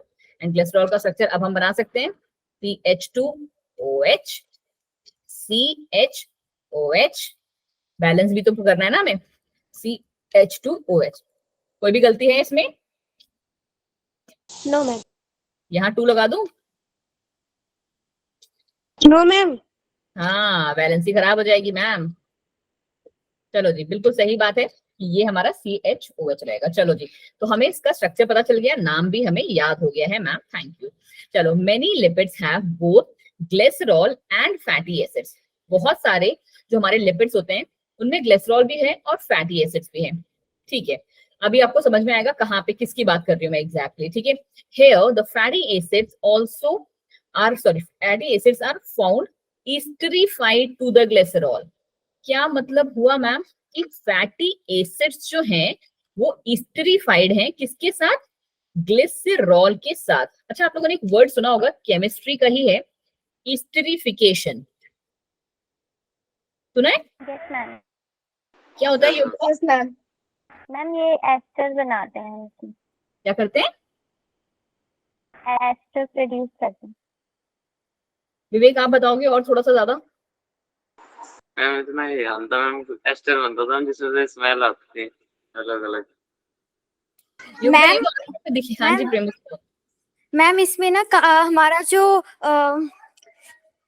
एथेनॉइक एसिड होता है और इथेनॉल होता है, उन दोनों को मिलाकर हम प्रोसेस करते हैं, तो हमारे पास एक स्मेल एजेंट बनता है जो हमारे परफ्यूम वगैरह में यूज होता है। थैंक यू मुस्कान, यही मैं सुनना चाह रही थी आपसे। देखो, अभी हम लोगों ने क्या बच्चे, फैटी एसिड भी पढ़ा। ठीक है, आपको पता है कि फैटी एसिड्स हमारे कौन कौन से हैं? अब तो थोड़े बहुत से तो नाम याद हो गए होंगे, एटलीस्ट 2 के नाम याद हो गए होंगे। पैल्मेटिक एसिड एंड एराकिडोनिक एसिड। ठीक है, नहीं याद है तो याद कर लो बेटा, वेरी इंपॉर्टेंट। जब हम फैटी एसिड्स को ले लें और साथ में हमारा ग्लिसरॉल भी ले लें, जब हम इन दोनों को कंबाइन करके एक रिएक्शन करते हैं ना, तो उस रिएक्शन को हम कहते हैं ईस्टरिफिकेशन। ठीक है, और कुछ जो हमारे जो ये ग्लिसरॉल्स हैं, ठीक है, here the fatty acids are found, जो हमारे जो हमारे कुछ लिपिड्स हैं वो हमारे इन्हीं से बनते हैं, जिसमें हमारे पास ग्लिसरॉल भी होता है और हमारे पास फैटी एसिड्स भी हो सकता है। कितनों को ये छोटी सी बात थोड़ी सी समझ में आई है? आगे है क्या इसमें? नहीं है अभी। ठीक है, तो क्या कहानी मैंने आपको समझाई? मैंने सिर्फ आपको इतना सा समझाया है बच्चा जी कि जब ग्लिसरॉल, ठीक है, ग्लिसरॉल हमारा, और अब आपको पता है ग्लिसरॉल मतलब क्या, ये, ठीक है, और जो हमारे फैटी एसिड्स हैं दोनों के दोनों आपस में लिंक करते हैं, और वजह से अभी मुस्कान ने हमें बताया कि क्या होता है मैम, इससे एक स्मेल क्रिएट होती है। विवेक ने भी इस चीज को बोला था कि यहाँ पे मैम एक स्मेल क्रिएट होती है, और उसी स्मेल को हम क्या कह रहे हैं, उसी स्मेल को हम कह रहे हैं ईस्टरिफिकेशन। ठीक है जी, केमिस्ट्री वाले हो इतना पता होना चाहिए। अब ये जो हमारे ग्लिसरॉल्स हैं ये कैसे हो सकते हैं? Monoglycerides, diglyceride, triglyceride. ये क्या कहानी है मैम? मोनोग्लिसराइड, डाइग्लिसराइड, ट्राइग्लिसराइड, क्या है ये? Anyone in the class? नहीं, कोई बात मोनो नहीं। जिसमें वन होता है क्या योगिता? मैम, मोनो जिसमें वन ग्लिसरॉल होता होगा। एक ग्लिसरॉल होता होगा, डाई जिसमें दो ग्लिसरॉल होते होंगे। ठीक है, जैसे कहते हैं ना तुक्का मारने के लिए, ठीक है, बट कोई बात नहीं। देखो मोनोग्लिसराइड्स में हम जब पढ़ते हैं ना, तो यहाँ पे आपको, जैसे आपको पता है कि यहाँ पे क्या है, तीन ही है हमारे पास। हमने टेट्राग्लिसराइड क्यों नहीं लिखा? हम ये भी तो लिख सकते थे ना, monoglyceride, diglyceride, triglyceride and etcetera. ठीक, बट हमने ऐसा नहीं लिखा। हमने क्या बोला कि भाई तीन ही है, मोनो, डाई एंड ट्राई। क्यों? क्योंकि there is a reason behind that. ठीक है, रीजन इज कि यहाँ पे जब क्या मम्मी बॉन्ड बनाते होंगे। बॉन्ड बनाते होंगे? नहीं, थोड़ा सा और करना होगा। जैसे यहाँ पे जब हम बना रहे हैं CH2, ठीक है, नीचे हमारे पास क्या है, CHOH है, एंड सबसे लास्ट में CH2OH है। ठीक, बट हमारे पास कहानी कैसे चलेगी यहाँ पे कि पहले वाले पे ना,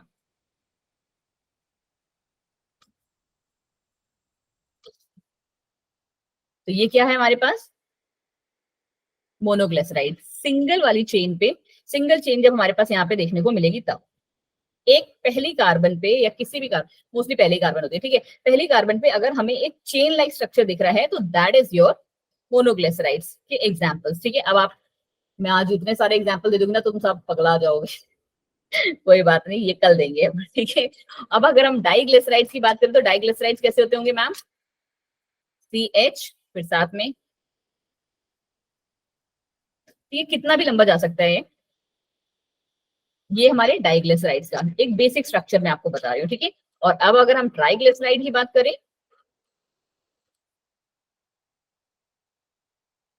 क्लियर हुआ थोड़ा सा?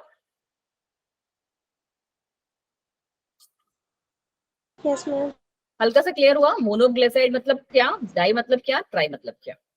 ठीक, आपको, मुझे पता है अभी इसके एग्जांपल्स याद जब करोगे ना तब थोड़ा सा और ज्यादा क्लैरिटी मिलेगी, बट एक हल्का सा मैंने आपको बता दिया। ठीक है, कॉल्ड, इनको हम क्या, फैट्स एंड ऑयल्स भी कहते हैं, based on their melting points. इनका मेल्टिंग पॉइंट क्या है उस बेसिस पे हम फैट्स एंड ऑयल्स कहते हैं, बट ये हम लोग आगे पढ़ेंगे चैप्टर में, जैसे जैसे हमारा चैप्टर चलेगा, बिकॉज ये एक अलग से टॉपिक है आपके पास। अब आ गया हमारे पास फॉस्फोलिपिड्स। बहुत ज्यादा तो बताने का जरूरत नहीं है, बिकॉज ये आपको क्या है, लगभग मैं पहले भी बता चुकी हूँ कि फॉस्फेट और लिपिड्स जब हमारे साथ में ज्वाइन करते हैं तो उनको हम कहते हैं फॉस्फोलिपिड। बट यस, इसका स्ट्रक्चर इतना सिंपल नहीं है। यहाँ पे आपको जो स्ट्रक्चर एक दिख रहा होगा, this is the basic structure of हमारा फॉस्फोलिपिड। ठीक है, और ये आपको पता होना चाहिए कि ये रहा फॉस्फेट ईस्टर, ठीक है, ये रहा, है ना, फॉस्फेट हम कैसे लिखते हैं, PO4, ऐसे लिखते हो, तो ये रहा फॉस्फोरस, 4 ऑक्सीजन इसके साथ जुड़े हुए हैं। ठीक जी, फिर हमारे पास क्या है, एक हमारा फैटी एसिड आपको देखने को यहाँ पे मिल जाएगा। अब वो फैटी एसिड हमारा कुछ भी हो सकता है। ठीक जी, चलो जी, तो फिर से कर दे थोड़ा सा छोटा, यहाँ पे चलिए। तो membranes are primarily composed of phospholipid, ये बात अब आपको रटी पड़ी है। यहाँ पे सिर्फ हमने उसका क्या देख लिया, केमिकल स्ट्रक्चर देखा है इस पे, ठीक है। वैसे अब आपको पता है कि हमारे फॉस्फोलिपिड्स कैसे होते हैं, ये रहा, ठीक है, इनकी मेम्ब्रेन होती है, ठीक, फॉस्फोलिपिड्स से बनी होती है। और ये है उसका एक एग्जाम्पल, फॉस्फो एसाइल ग्लिसरॉल। क्या नाम है इसका, फॉस्फो एसाइल ग्लिसरॉल। अब अभी आप पढ़ के आए हो कि फॉस्फो एसाइल ग्लिसरॉल क्या है हमारे, they are the lipids containing a phosphate group. ये हमारे क्या है, लिपिड्स हैं जिसमें हमारा फॉस्फेट ग्रुप भी है, ठीक है। ग्लिसरॉल का स्ट्रक्चर आप जानते हो, और ये रहा हमारा इसका स्ट्रक्चर, ठीक। चलिए जी, अब आ गए हमारे ये nucleosides and nucleotides, but yes बहुत ज्यादा डिटेल में नहीं जाएंगे क्योंकि आप लोग ये चीज जो है पढ़ चुके हो। एंड ये आई गेस हमारी क्लास का फिर आज का लास्ट टॉपिक होगा, because we are left with only secondary primary metabolites, this protein. नहीं भाई, अभी बहुत सारा है नहीं, देखते हैं कहाँ तक पढ़ते हैं सॉरी, अभी तो बहुत है यार, मुझे लगा शायद छोटा ही बचेगा। कोई ना, उसमें हमें ज्यादा मेहनत नहीं करनी पड़ेगी, बट क्योंकि वो आपको लगभग पार्ट पता है। ठीक है, बस 2 सेकंड दीजिए मुझे। कोई ना कोई ना, तो बच्चा क्लास का जो बोर हो रहा हो कि मैम थोड़ा एंटरटेनमेंट में करो, इसने हैंड रेस किया, ये विवेक जी ने। विवेक जी कैसे एंटरटेन करेंगे क्लास को, अगली बार से मैं ये बोल दिया करूंगी ना, तुम लोग एक चुटकुला लेके आया करो क्लास में। चुटकुला समझते हो ना, जोक, तुम लोग तो व्हाट्सएप फॉरवर्ड यस लेके आते मैम। हो, है ना। तो हम 1 मिनट के लिए तो बात कर सकते हैं, बट 1 मिनट से ज्यादा बात नहीं कर सकते। फिर हम अपना ये न्यूक्लियोसाइड न्यूक्लियोटाइड्स वाला टॉपिक करते हैं। एक्चुअली ये चैप्टर थोड़ा सा ज्यादा बड़ा है, बट अच्छी बात है क्योंकि अब पता है मेरे पास अगर लाइट आ जाए ना, और प्लस मुझे ये नहीं पता क्योंकि 50% डाटा उड़ गया है, इसका तो मैसेज आ गया है मेरे पास, बट अब कितना देर चलेगा वो मुझे नहीं पता, जो दिन का 1 GB होता है। और तुम्हें पता है मेरी शाम में भी अभी क्लास है 12th वालों के साथ, वो बेचारे सैटरडे को भी यही चीज से परेशान हुए थे, सैटरडे को भी। अरे प्रियंका जी, कोई बात नहीं, तुम्हारा लैप तुम लोग ना फोन से यूज करते हो ना, थोड़ा सा कम जाता है, हाँ, बट मेरा जो है क्या बोलते हैं, लैपटॉप से यूज करने में ना बहुत जल्दी उड़ता है। जैसे वो हम लोग स्ट्रॉस नहीं पीते नारियल पानी पूरा ही चूस लेता है एक बार में।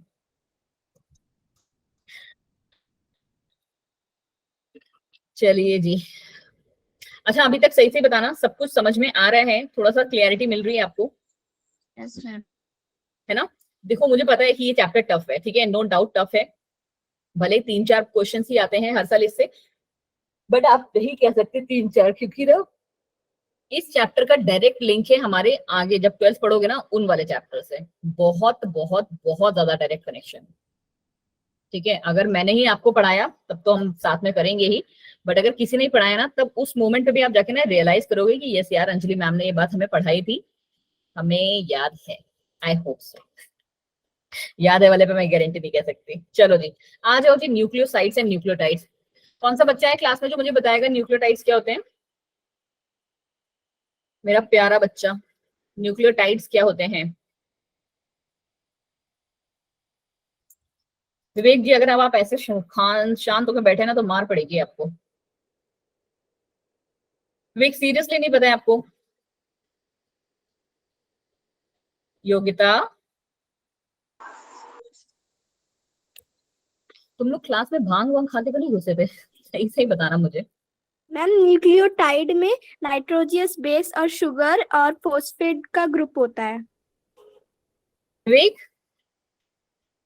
कौन सी शॉर्ट टर्म मेमोरी लॉस, क्यों मेरा विवेक? तो अभी ध्यान नहीं आ रहा है, क्या, मेरा अभी भी ध्यान नहीं आ रहा है। प्रिया जरा फिर से बताना इन्हें। मैम न्यूक्लियोटाइड में nitrogenous base plus sugar plus phosphate का ग्रुप बनता है। विवेक ये पूरा क्या पढ़ाया है मैंने आपको, वो भी तुम लोगों ने कितने बार, मुझसे 3 बार शायद रिपीट करवाया था ना ये। विवेक जी याददाश्त आई वापस, यस मैम। नाम अलग हो जाने से कोई फर्क नहीं पड़ता ना उस पे।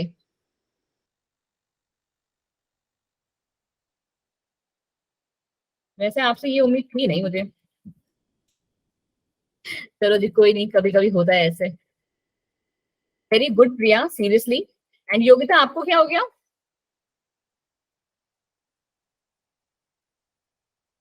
प्रियंका सबसे अच्छा काम करते हैं क्लास में, क्लैप कर देते हैं। अब बिल्कुल सही बताया।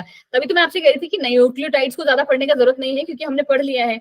न्यूक्लियोटाइड्स मींस हमारी नाइट्रोजनस बेसिस प्लस हमारी शुगर प्लस हमारे फॉस्फेट, जिससे हमारा जेनेटिक मटेरियल मिलके बना होता है। जेनेटिक मटेरियल डीएनए और आरएनए मिलके बना होता है। याददाश्त आई वापस तुम लोगों की प्रिया को छोड़ के? योगिता, कैसे काम कर रहे हो बेटा? ऐसे कैसे काम चलेगा? नाइट्रोजनस बेसिस कौन से होते हैं विवेक, अब ये तो बता दोगे? प्यूरिन और पिरामिडीन्स। हाँ जी, प्यूरिन्स और पिरामिडीन्स। प्यूरिन्स और पिरामिडीन्स को अब हम ऐसे लिखना शुरू कर देते हैं, क्योंकि ये टाइम वेस्ट कराते हैं। और आगे जब चलोगे ना, क्वेश्चंस भी ऐसे ही मिलेंगे आपको। तो प्यूरिन्स की आदत डाल लो पी यू से, एंड पिरामिडीन्स की पी वाई से। ठीक है, तो प्यूरिन्स हमारे क्या होते हैं बच्चा जी? प्यूरिन्स में मैम हमारा आता है adenine and guanine, plus pyrimidines में आते हैं हमारे cytosine, thymine and uracil in case of RNA. RNA. ठीक है जी, चलो जी। अब आती है क्या कहानी हमारी? शुगर की। शुगर कौन सी होती है? कार्बोहाइड्रेट।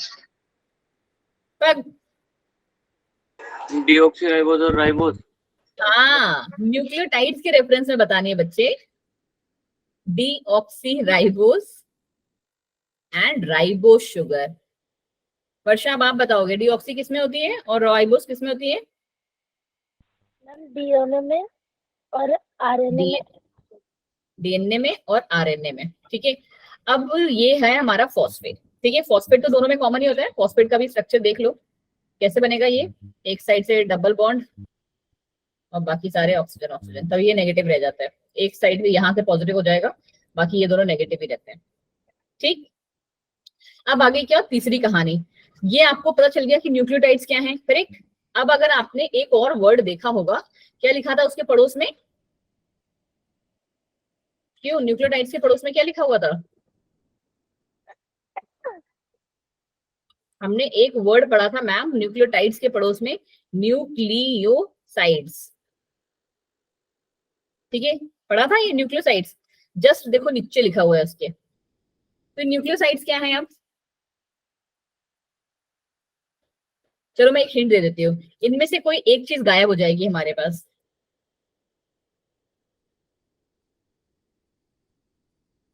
अब थोड़ा सा कॉमन सेंस लगाओ कि किसके गायब होने से हमें फर्क नहीं पड़ेगा। देखो, नहीं सुनो मेरी बात, पहले मेरी पूरी बात ध्यान से सुनो। कि मैंने आपसे कहा कि न्यूक्लियोटाइड्स ये तीनों चीजं से मिलकर बन रहा है। ठीक है, और मैं अब आपसे ये भी कह रही हूँ कि न्यूक्लियोटाइड में न्यूक्लियोसाइड में इन तीनों में से ना कोई एक नहीं होगा। अब आपको ना वो आइडेंटिफाई करना है जिसके ना होने से ना हमारा डीएनए और आरएनए में डिफरेंस, हमें फर्क ना पता चले। मतलब डीएनए और आरएनए डिस्टर्ब ना हो हमारे। बताओ जी, कौन सा नहीं होगा इन तीनों में से? विवेक, क्वेश्चन नहीं समझ पा रहे हो आप? सांस तो गया। तो दिमाग लगाओ ना। देखो, मैंने आपसे क्वेश्चन में ये पूछा है कि डीएनए और आरएनए के क्लासिफिकेशन में किन इन तीनों कंपोनेंट्स में से ना हो तो फर्क नहीं पता चलेगा। अभिषेक, आप दिमाग लगा पा रहे हो थोड़ा सा? ये आपके क्वेश्चन ही ना पल्ले पड़ा। Ma'am sugar. प्रिया, और कोई जो प्रिया को सपोर्ट कर रहा है या प्रिया के अगेंस्ट बोलना चाहता है? सामने आंसर लिखा है बच्चे, सामने, जस्ट सामने। मैं पूछ रही हूँ डीएनए आरएनए में फर्क नहीं पड़ेगा। PO4। थैंक यू विवेक, थोड़ा टाइम लिया but you said the right answer. Ma'am बताया था पहले। कब बोला नाजो? हम सबसे पहले ही बोला था। यस मैम, मैंने भी बोला। ये मेरे को क्यों नहीं सुनाई पड़ा? मैम बोल रहा था। हाँ, तुम सारे के सारे एक हो जाओ, ज्यादा हो तो, है ना। चलो, मुझे किसी का भी नहीं सुनाई पड़ा। गंदे लोग, ऊपर से कह रहे हो बोला था। ठीक है, नहीं सुनाई पड़ा मुझे किसी का। अभी इसने बिल्कुल सही बोला। चलो ठीक है, तुमने बोला होगा तो मान ली, चलो ठीक है, बिल्कुल सही बच्चा। जब मैं यहाँ कह रही हूँ, देखो लिखा भी हुआ है कि ये है तो राइबोस आरएनए होगा, यूरेसिल है तो आरएनए है। तो फॉस्फेट में कहीं मैंने लिखा है कि ये एक ऑक्सीजन नहीं होगी तो हमारे डीएनए है, वरना एक ऑक्सीजन होगी तो आरएनए है, ऐसा कभी मैंने बोला नहीं बोला। तो न्यूक्लियोसाइड्स के जो कॉम्पोजिशंस हैं वो सिर्फ 2 हैं। एस से याद रखना, एस फॉर सेकेंड, ठीक है, एस फॉर सेकेंड से क्या याद रखना है मैम कि 2 होंगे इसमें। और ट्राई से न्यूक्लियोटाइड्स बोलते हैं ना, तो टी से याद रखना क्या 3, इसके कंपोनेंट्स 3 होते हैं, क्योंकि बच्चे इसमें भी आगे जाके कंफ्यूज होंगे। ठीक है, और अब आपको पता चल गया है मैम, क्योंकि देखो अगर हमारे पास नाइट्रोजनस बेस को हम लेते कि नाइट्रोजनस बेस चलो नहीं होगा, सिर्फ और सिर्फ शुगर और फॉस्फेट होंगे। ठीक है, तो आपको कैसे पता चलेगा कि एडेनिन है, गुआनिन है, साइटोसिन है, या थाइमिन है, या यूरेसिल है? क्योंकि हमें तो पता है ना कि यहाँ पे यूरेसिल अगर हो गया तो वो हमारा आरएनए होगा, और यूरेसिल नहीं है तो वो हमारा डीएनए होगा। ठीक है जी, और सेम कहानी हमारी शुगर के साथ भी अप्लाई होती है कि हमें पता है कि डी ऑक्सी है तो वो हमारा डीएनए का है, और सिर्फ राइबोस है तो वो हमारी आरएनए की है। बट फॉस्फेट के केस में मैम ऐसा नहीं है। ठीक है, तो इसीलिए न्यूक्लियोसाइड्स जो है हमारे वो बने होते हैं सिर्फ 2 से, शुगर बेसिस से, और शुगर से और हमारे बेसिस से। यही चीज यहाँ पे लिखी हुई है। देखो जी क्या कह रहे हैं कि न्यूक्लियोसाइड्स एंड न्यूक्लियोटाइड्स, अब दोनों का मतलब पता है ना, साइड्स मीन्स 2, टाइड्स मीन्स 3। ठीक है, यहाँ पे क्या होगा माइनस फॉस्फेट, ऐसे याद रखो। ठीक है, क्योंकि अब ना आपसे क्वेश्चन कैसे ना, क्योंकि अब आपने पढ़ लिया है तो आपसे क्वेश्चन ना घुमा फिरा के पूछ लेते हैं। कभी पता है कभी कभी क्या दे देते हैं ऑप्शन में कि व्हाट आर न्यूक्लियोटाइड्स पूछते हैं, और ऑप्शंस में आपको क्या देखने को मिलेगा, जस्ट 1 सेकंड में बताते हैं आपको, सिर्फ 1 सेकंड दो। ऑप्शन में आपको देखने को मिलेगा ना, आपसे न्यूक्लियोटाइड पूछा हुआ है, न्यूक्लियोटाइड्स, आपको क्या ऑप्शन में दे देगा न्यूक्लियोसाइड्स प्लस फॉस्फेट। ठीक है, या फिर आपको दे दिया nitrogenous base plus sugar plus phosphate. ठीक है, या नाइट्रोजनस बेस प्लस शुगर, या दे दिया आपको नाइट्रोजनस बेस प्लस फॉस्फेट। अब आपसे ऑप्शन में क्या पूछा है, ए, जस्ट 1 सेकेंड, ठीक है, A B C and D यहाँ पे कर दे रही हूँ मैं, ठीक है, बिकॉज मेरे पे 2 चीजें साथ में होती हैं। तो यहाँ पे है हमारा 1 2 3 और ये 4। आपसे पूछा है कि 1 करेक्ट है, सेकंड करेक्ट है,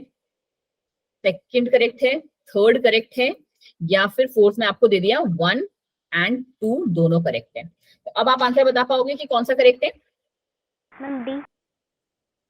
और कोई? मैम पूछा क्या न्यूक्लियोसाइड्स की न्यूक्लियोटाइड्स? न्यूक्लियोटाइड्स विवेक। मैम सेकंड होगा। कितने बच्चे कह रहे हैं कि सेकंड ऑप्शन हमारा ये वाला ठीक होगा, और कितने बच्चे कह रहे हैं कि डी सही होगा? ये वोट जो पड़ा है वो सेकंड के लिए है। Yes ma'am. ओके, अब डी वाले के लिए मेरे को एक बार हैंड रेज करना। योगिता, विवेक, और बस 2 ही? बाकियों को क्वेश्चन भी समझ में नहीं आया क्या? योगिता, विवेक, गौरव, और कौन कौन है? प्रिया, आपको क्वेश्चन समझ में नहीं आया? Priya, Varsha, Muskan, what are nucleotides आपसे क्वेश्चन पूछा गया है।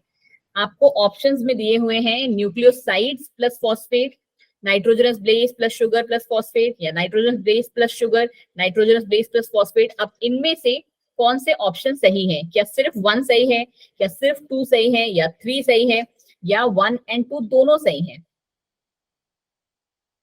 तो बेटा जी करेक्ट आंसर इज कि 1 एंड 2 दोनों सही हैं। कैसे मैम? क्योंकि न्यूक्लियोसाइड की डेफिनेशन भी क्या होती है हमारी कि nucleoside means nitrogenous base plus sugar, यही तो होते हैं न्यूक्लियोसाइड्स में भी, या कुछ अलग से होता है?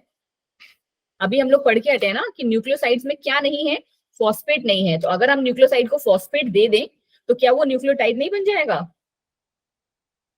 बोलो बोलो।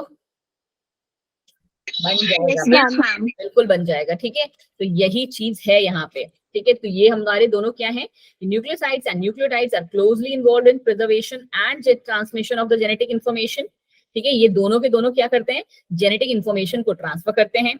दूसरा क्या है, न्यूक्लियोटाइड्स में हमारे क्या आते हैं, न्यूक्लियोटाइड्स में मैम हमारे the chemical composition of nucleotide consist of phosphate group and sugar and nitrogenous base. वही है nitrogenous base plus phosphate plus sugar, ठीक है, यही होते हैं हमारे। हाँ जी मैम। न्यूक्लियोसाइड में क्या होता है ma'am, a chemical composition that consists of just your sugar plus your nitrogenous base without phosphate, there is no phosphate, ठीक। अब इसकी जो ये कहानी है, ये जो हमारे जिनको हम एडेनोसिन कह रहे हैं, एडेनिलिक कह रहे हैं, और ये कह रहे हैं, ये हम पढ़ेंगे चलो अगली क्लास में, ठीक है। मैं एक और स्लाइड लेके आऊंगी उसमें। नाइट्रोजनस बेसिस तो अब आपको पता ही है कि क्या होते हैं नाइट्रोजनस बेसिस, जिन्हें हम न्यूक्लियो बेसिस भी कहते हैं। ये क्या है, नाइट्रोजन के मिले हुए कंपाउंड होते हैं जो कि न्यूक्लियोटाइड्स का पार्ट होते हैं। न्यूक्लियोटाइड्स क्या हैं, बिल्डिंग ब्लॉक्स होते हैं डीएनए और आरएनए के। जैसे हमने सीख लिया ना कि अमाइनो एसिड्स मिल के क्या बनाते हैं, प्रोटीन बनाते हैं। अमाइनो एसिड्स क्या हो गए, हमारे प्रोटीन्स के बिल्डिंग ब्लॉक हो गए। उसी तरीके से नाइट्रोजनस बेसिस हमारे क्या हैं, या न्यूक्लियोटाइड्स हमारे क्या हैं, न्यूक्लियोटाइड्स मैम हमारे बिल्डिंग ब्लॉक हैं, किसके, डीएनए और आरएनए के, ठीक है, क्योंकि उनमें ये तीनों चीजें प्रेजेंट होती हैं। कितने होते हैं टोटल, हम अगर आरएनए को भी इंक्लूड कर लें तो हमारे पास 5 हैं, बट यूज एक बार में 4 ही होते हैं, 2 प्यूरिन्स 2 पैरामिडीन्स, ठीक। अब ये वाला पार्ट बीच में पता नहीं क्यों इन्होंने सेकेंडरी मेटाबोलाइट्स को डाल दिया, वरना एक्चुअली जो ये कंटिन्यूएशन है ना वो कहाँ पे होगा, यहाँ से, ठीक है। पता नहीं एनसीईआरटी वालों ने किया हुआ है या फिर हमने किया हुआ है, अवंती वालों ने। तो ये थोड़ा सा एक कंफ्यूजन है, बट कोई ना, आई गेस आज के लिए हमारे पास इतना ज्ञान काफी है। या तुम लोग को और पढ़ना है तो मैं तो पढ़ाने के लिए रेडी हूँ, बट हाँ बैटरी मेरी ज्यादा रह नहीं गई है, बट 10 मिनट की तो क्लास कर ही सकती हूँ। नहीं थक गए, चलिए जी, थक गए तो कोई बात नहीं, फिर tata bye bye good night. और प्लीज फिर से आई एम रिपीटिंग दैट, एक बार जिस दिन आपकी छुट्टी हो, क्योंकि आपकी छुट्टी भी रैंडम थी, सप्ताह